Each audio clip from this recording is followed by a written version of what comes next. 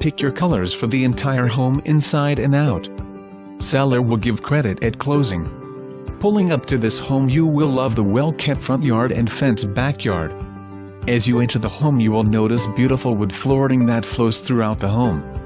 In the formal dining room, there is double pane insulated sliding glass doors with exterior barred door for extra security. To the right of the formal diningroom is the kitchen breakfast nook, which has tiled floors with a window that faces the backyard with a scenic view at the kitchen sink, along with a brand new microwave, dishwasher, wood cabinets and full laminate backsplash.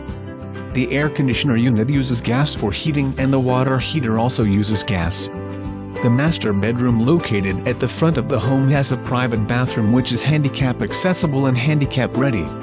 It has an amazing shower with a rain shower head, 3 body sprayers in addition to a handheld shower sprayer. The second bath vanity has been updated with granite countertop and updated plumbing fixture. The huge family room is perfect for family gatherings and celebrations. The backyard is private and has a large storage closet. The 12x16 shed has electric and a wood counter, so it's set up to be any handyman's dream workshop. The backyard is totally private and has a large paved area that has great for entertaining.